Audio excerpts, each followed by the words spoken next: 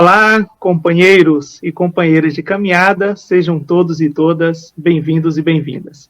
Temos a alegria de ter conosco hoje, no Xadrez Político Extra, o professor Fábio Sobral. Ele é professor de Economia Ecológica aqui na Universidade Federal do Ceará, um grande teólogo, teórico, um amigo, um militante. Então, a alegria de ter o professor Fábio conosco é para conversarmos sobre a inflação e o desespero pela sobrevivência no Brasil.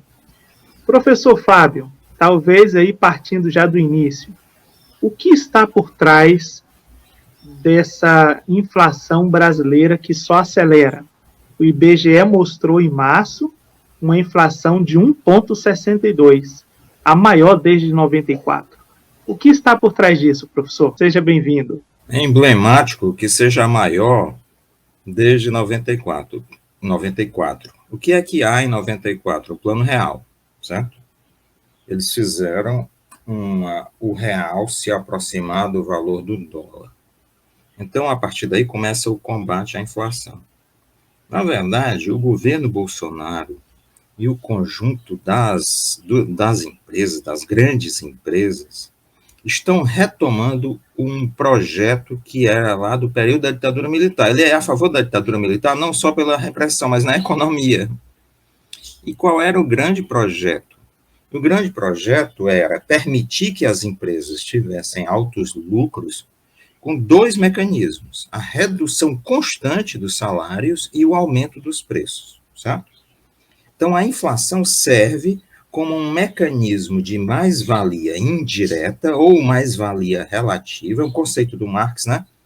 Ou seja, um processo de exploração das camadas trabalhadoras. Na medida em que os preços sobem e os salários caem, você tem uma dupla ampliação dos lucros das grandes empresas, certo? Elas adotam esse modelo, que é um modelo como se desenvolveu o Brasil, a industrialização brasileira, que é: consome quem pode consumir, independente do preço, certo? E o restante sobrevive mal e mal. É esse o projeto da ditadura, tem que ser dito isso. As pessoas não dizem, o projeto da ditadura era esse. A ditadura, inclusive, um dos motivos foi implantar um enorme ataque às lideranças políticas e sindicais, para que elas não pudessem reivindicar aumento de salários. Entende? A ditadura foi uma escolha, né, do capitalismo no Brasil para que eles pudessem ampliar os seus ganhos imensamente. Então, eles resgataram isso. Ao mesmo tempo, eles fizeram o seguinte: eles dolarizaram os preços, mas não os salários. O Plano Real dolarizou preços e salários, certo? Entende? Então, a dolarização de preços e salários permitiu que não houvesse uma perda tão significativa da renda, né? Durante os governos Lula e Dilma, foi implementada, inclusive, uma política de valorização do salário mínimo. Ou seja, no ano anterior, se havia crescimento econômico, você subia o salário de acordo com esse crescimento econômico. Então, muita gente diz assim: só a política assistencial do governo Lula. Não foi só. Na verdade, havia dois pilares. Você promovia uma política assistencial, como o Bolsa Família, né, que permitia a pessoas que estavam fora do consumo consumirem, e, ao mesmo tempo, uma elevação do salário mínimo. Todos os contratos de trabalho que estavam atrelados ao salário mínimo também subiu na mesma proporção, certo? Então, houve uma pequena melhora na renda das camadas trabalhadoras. Mas o que acontece? Veio o governo golpista Temer, eles acabam praticamente com boa parte da legislação trabalhista, das proteções trabalhistas, com a desculpa sempre mentirosa de que isso vai melhorar a vida do trabalhador. Sempre não é assim, né? Certo? E é assim, uma panaceia, ou seja, serve para tudo. Se fizer a reforma trabalhista, tudo vai melhorar. Se derrubar a Dilma, tudo vai melhorar. Se fizer reforma da Previdência, tudo vai melhorar. Se fizer reforma administrativa, tudo vai melhorar. Uma sucessão de mentiras que provocou o quê? Hoje nós temos uma renda média baixíssima das camadas trabalhadoras, com dificuldade de acompanhar os preços administrados subindo. O que é que são preços administrados? Contas de luz, aquelas que o governo decide. Contas de luz, de água, né? Contas de combustíveis, de passagens. Então, o governo trabalha concretamente para permitir esse ganho das empresas. Paralelo a isso, nós temos o quê? Uma enorme concentração de mercado. Você tem 4 grandes redes varejistas de supermercado controlando 50% de todas as vendas, certo? 50%. Então, essas 4 grandes redes sobem os preços ao seu bel prazer, né? Sobem ao bel prazer. E sobem em dólar, enquanto os salários estão em queda e não estão em dólares, né? Certo? Então, nós temos um sistema cruel de empobrecimento que é preciso dizer, o mesmo esquema da ditadura. Ditadura é para isso, para rico ficar mais rico, para milionário ganhar mais milhões e para produzir uma série de bilionários, né, sobre a miséria alheia. Impressionante, professor. Isso explica também porque o dólar tem uma leve queda e nós não vemos isso no valor dos produtos, do combustível. Mas o governo tem afirmado que nós estamos diante de uma inflação de consumo. Como é que o senhor vê essa explicação do governo? Mais uma mentira. E é uma mentira sustentada pelos economistas ortodoxos, aqueles economistas que estão ligados ao poder do capital, né? Esses economistas se habituam desde a faculdade a mentir para garantir o lucro de grandes empresas. Então, eles inventam coisas. Eles inventam mentiras para justificar essa situação. Eu vi um grande jornal aí dizendo que o problema do aumento dos preços é porque as estradas estavam esburacadas. Entende? Eles ficam distraindo, é uma tática de distração, para que a gente não perceba os verdadeiros motivos. Eu, na verdade, digo que o fundador da economia, lá um escocês, no século XVIII, Adam Smith, mais precisamente no ano de 1776, lança uma obra chamada A Riqueza das Nações, dizendo assim, os preços são determinados livremente, ninguém interfere nos preços. Assim, se tem muita gente consumindo, os preços sobem. Se tem muita gente oferecendo produtos para vender, os preços caem. Só que o pessoal não vê que lá no final do livro ele diz assim, se o mercado ficar concentrado em poucas mãos, essa regra não vale. E não vale. Certo? Essa regra só em situações muito especiais. De modo geral, nós temos gigantescas corporações controlando o mercado consumidor. Certo? Você tem aí o quê? 10 marcas, existem 10 marcas no mundo todo de alimentos nas prateleiras de supermercado. Essas 10 marcas controlam de 80% a 90% de tudo o que é oferecido. Então, você vê ali uma marca de biscoito, um nome de fantasia de biscoito, certo? Aí outro separado e todo. Você pensa que tem uma concorrência entre eles. Na verdade, eles todos pertencem às mesmas grandes corporações.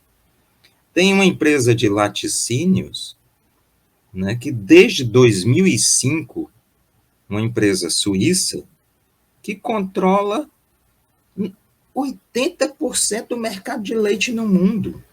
Uma empresa. Isso é dito por um intelectual uruguaio já falecido, chamado René Armand Dreyfus, no livro Armadilhas do século XXI. Então, o consumidor não é responsável por aumento de preços nem aqui no Brasil, nem em nenhum local do mundo. porque há um ataque constante aos salários. Aquela ONG, a organização não governamental Oxfam, tem saído com os dados a cada 2 anos no mundo, e ela diz, por todos os fatores, por todas as variáveis que você imaginar, a renda está diminuindo no mundo, certo? A renda dos mais pobres, das camadas trabalhadoras, das camadas médias, né? Então, dizer que o problema é o consumo, quando o salário caiu, quando você tem 11 milhões de desempregados, você tem 19 milhões de pessoas passando fome todos os dias, você tem mais de 100 milhões de brasileiros, certo? 105 milhões que estão em situação de insegurança alimentar. Aí vem dizer que é o consumo, aí o Banco Central eleva os juros porque diz que é o consumo, os preços vão cair. Isso é de uma crueldade. É transferir com os juros, você transfere dinheiro à pessoa que paga o cartão de crédito atrasado, paga juros, transfere dinheiro para o banco. Né? A pessoa fica mais pobre, o banco fica mais rico. Né? Então, eles estão transferindo, é assim, a gente paga impostos, tributos, o governo arrecada esses tributos, mas os juros subiram. Ou seja, uma parte maior, fatia maior desses tributos que a gente paga está indo para os bancos, na dívida pública, ao invés de vir para a gente. Nós estamos trabalhando, mesmo que você não tenha dívidas, hoje em dia é difícil a pessoa que não tenha dívidas, você está pagando aos bancos, é um programa de transferência da nossa renda para os bancos. E aí eles vão e criam essas justificativas mentirosas. Não, é o mercado consumidor e a regra da economia diz que quando a inflação sobe tem que subir os juros. Mentira, isso já está provado no mundo todo que isso é falso. Totalmente falso. Entende? Então é um período de mentira intelectual, de mentira teórica, de canalice governamental. Tá? Professor, isso parece doer especificamente agora na classe média.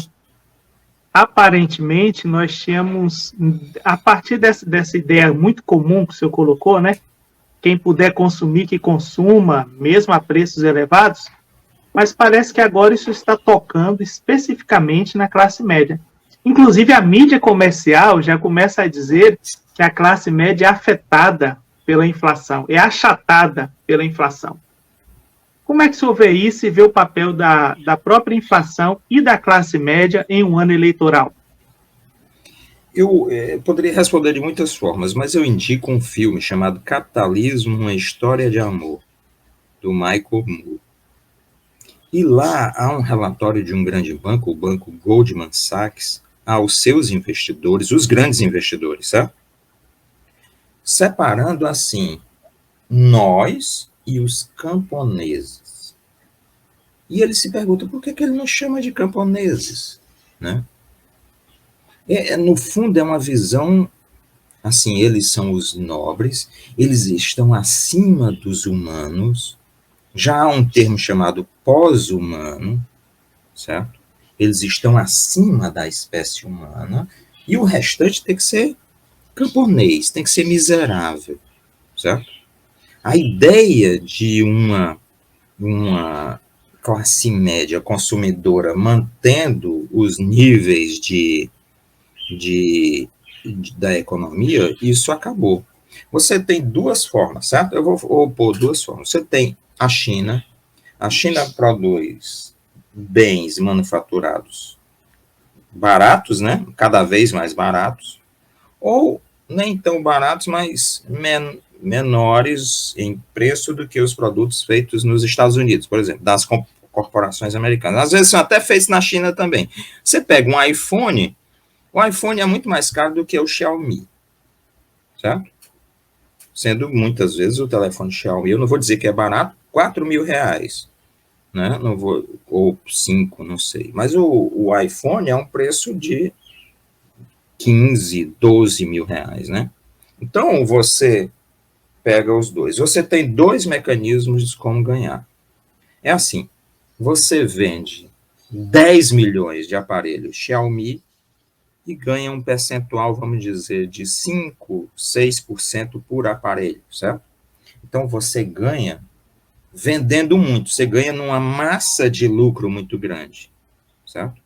Mas por aparelho, você ganha percentualmente pouco, entende?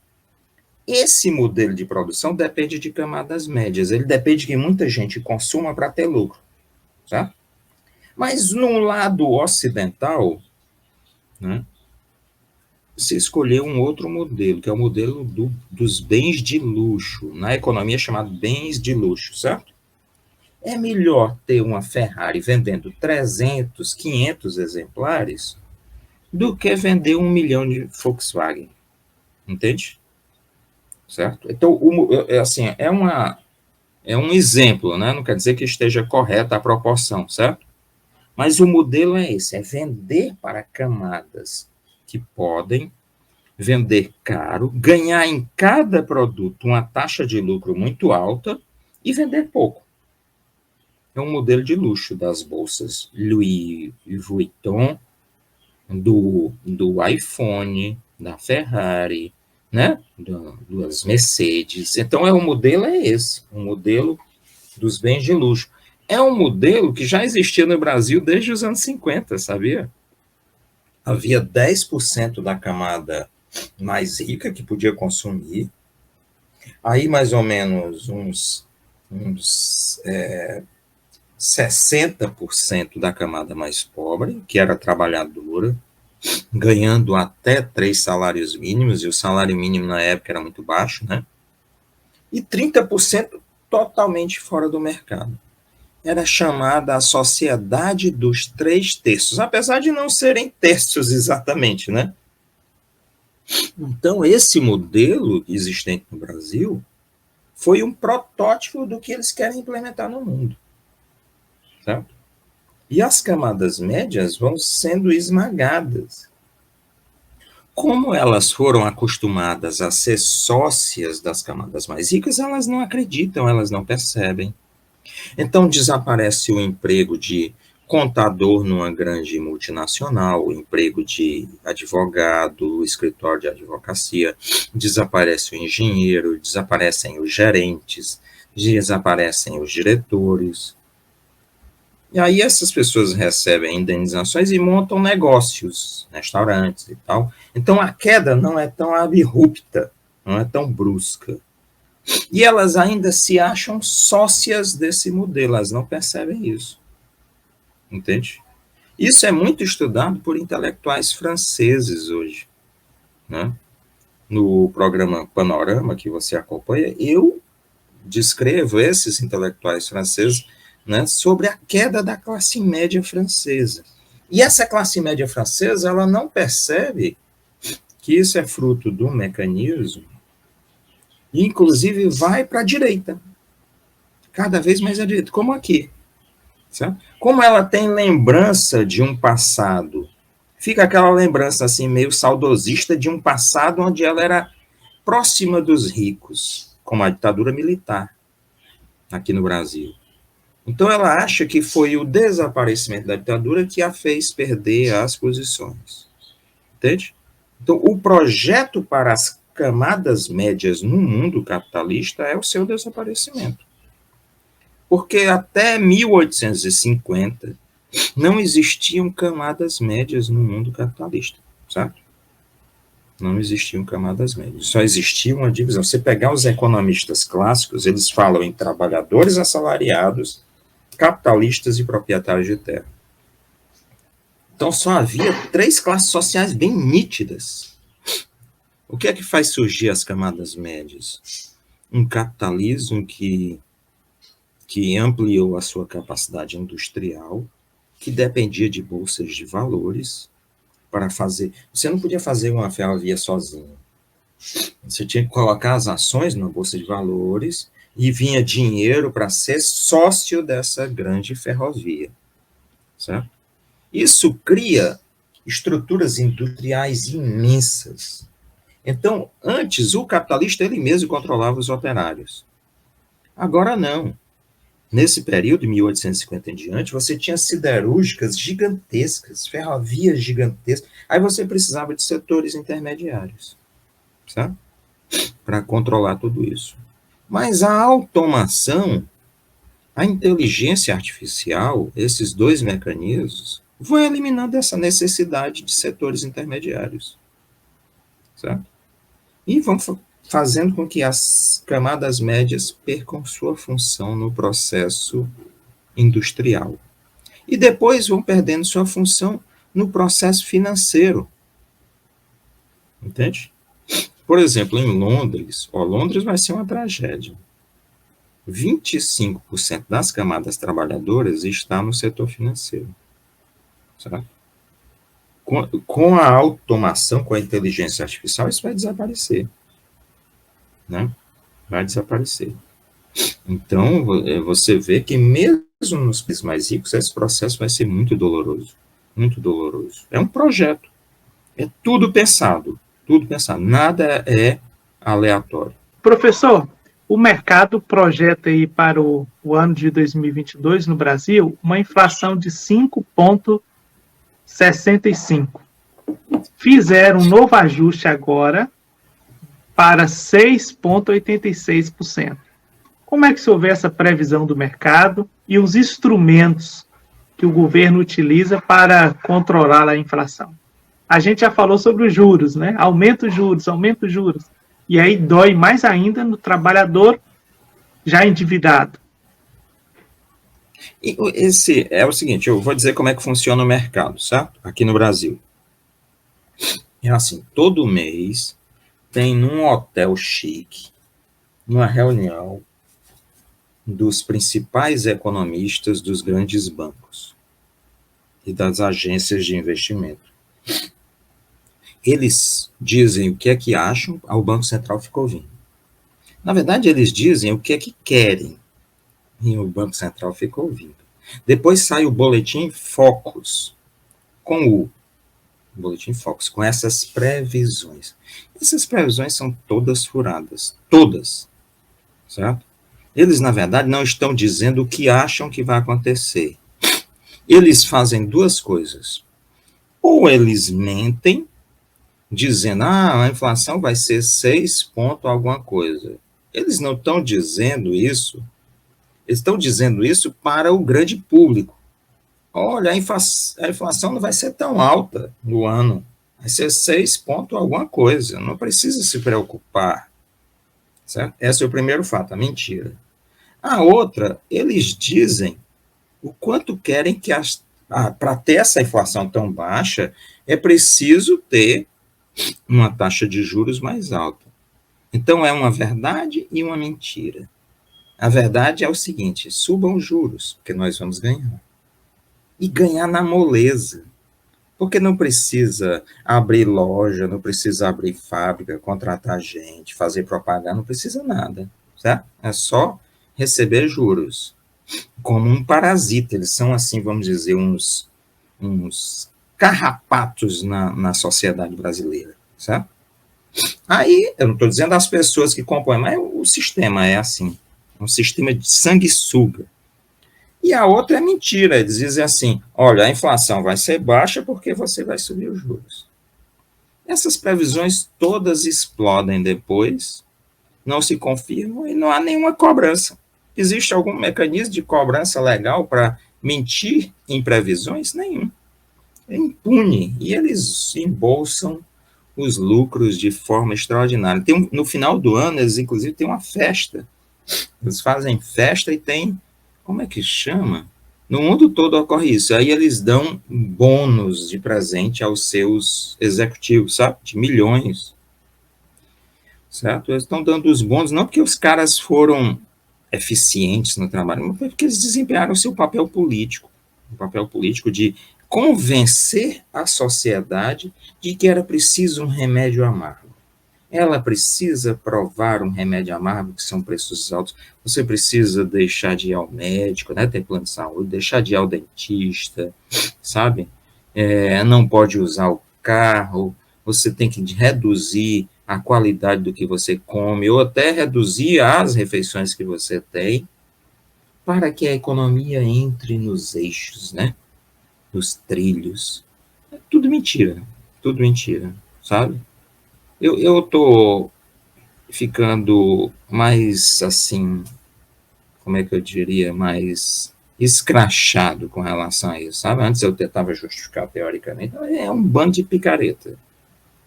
Um bando de picaretas, e ganhando muito, com ternos caros, enquanto passam nos seus carrões, gente nas calçadas morre de fome. Entende? É uma coisa quase nazista. É impressionante, professor. Impressionante mesmo.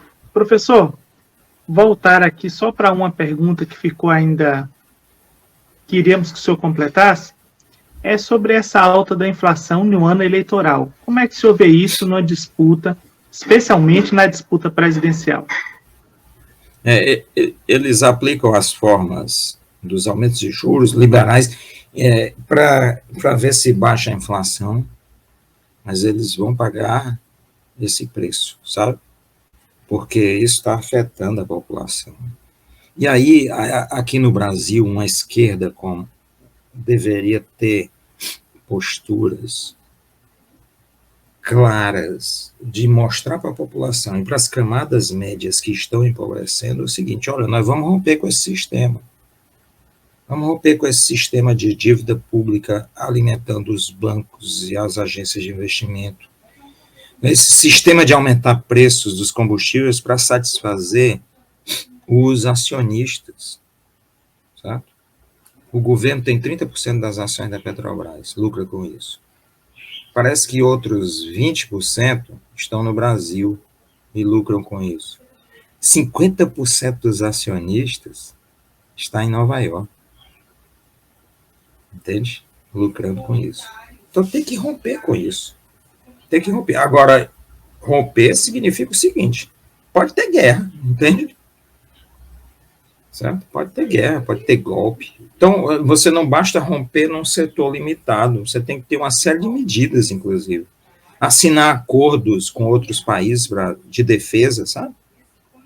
Assinar acordos com países da América aqui do Sul, que têm interesses comuns para a gente se proteger mutuamente. Eliminar esse sistema de enriquecimento cada vez maior dos banqueiros, redistribuição de renda, substituição de importações, ou seja, ao invés de comprar os produtos industriais de outros países, vamos produzir aqui internamente na América do Sul, e não por grandes empresas. Por que é que não podem ser grandes sistemas cooperativos em que a população se beneficie com isso? Ao invés de privatizações, né, sistemas de empresas compostas por cooperativas, sabe? Então, é um rompimento drástico.